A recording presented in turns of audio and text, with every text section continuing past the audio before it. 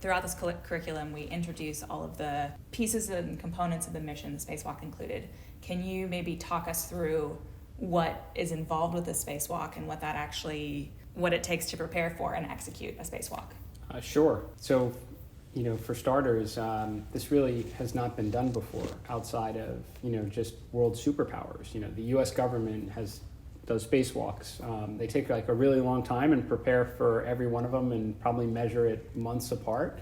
So it's not an everyday thing. The Russian government, does spacewalks. The Chinese government, does spacewalks. But there's a lot of space out there, and people are going to want to be able to explore it. And hopefully we have people back on the moon someday soon, and eventually Mars. And you're going to get outside your spaceship, and you're going to want to explore or construct things or repair things, for example.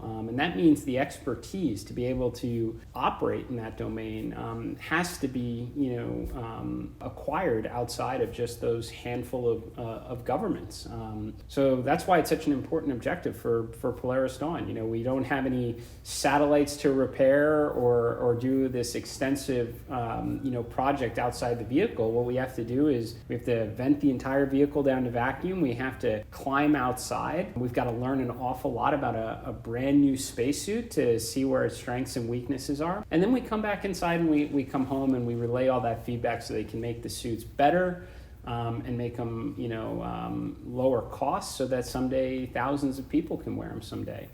And as you know, it's been quite a journey for us. We started with a suit that looked like the Marshmallow Man, and it didn't move a whole lot. It wasn't very practical, to something now that's pretty impressive. And that's thanks to a lot of really smart people at SpaceX and all the time you've contributed, in the suit, and a lot of operations, going over it over and over again. Practice makes perfect until we go up and we do it for the real thing in space.